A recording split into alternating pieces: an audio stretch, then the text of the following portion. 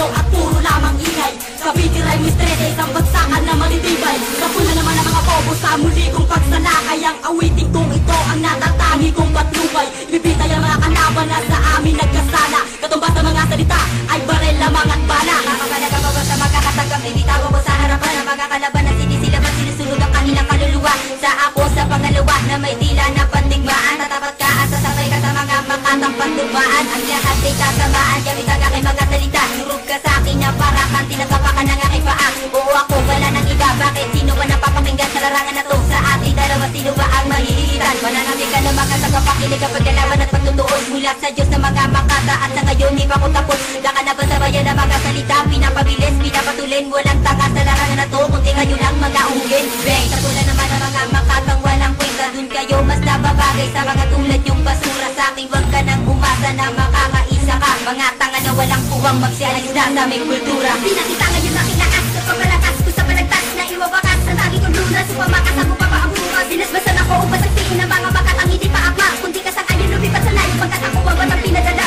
Bukawa sa akin ng mga aspecto ng mga makatang hindi padala. Cavite Rhyme, masamahan na ginagula tayo yung sige wari niya bara. Puro Tagalog aking lingwahe, di kailangan ng iba salita. Mag-iiwan ng mga marka na hindi mo kayang burahin na parang pita. Nakakasawa ang mga kataga na wala pa rin namang ipinagbabaro. Isang kumpol ng mga tangan, nag-aaral pa rin na maging moderno. Sa pamagitan ng kwaderno, nilahad naman ang kaisipan. Mensahero sa mapagpadala o panglipunin ng kasamaan. Binalaga ng mga kalaban at sinirama ko na ang banatan. Binakasan ng kahangalan at katangahawan ng karapatan. Di kailangan sa larangan na pinabunuan ng mga buang sa patugmaan at patagisan. Sa panlalima nagkawakasan. Parang makapag-literal na di mapigilan na pag-atake. Di matibag na sa tataan na parang grupong militante. Nagmula pa sa Cavite, pugate ng mata na pangsang. Hapas ko lang sa may kaantay, magsisipag habang sa aking panaga. Animi isang buko na naglag. Di ka na makakatama sa mga kataga na ibinalagbag ng aking tilang mapangaas na daig pa ang budyerno. Natatay ng salita na kasing tawag ng disyerto. Kasing init ng impyerno, ang utak kong matalim na tumitir sa balagtasan ng panbiin na palihim. Wala pa to sa kalahati, isa pa lang patigil. Di mo na naisin na kalabanin pag ako ay nagdilim. Ito ang atak, itong balakas sa mga nagmamatigas. Pinakamataas, pinakamalakas sa mga nagmapangaas. Hindi mo na kayang tigilan pag ako ang bumikas. Ako si James, isa sa Cavite Rhyme na pangwakas.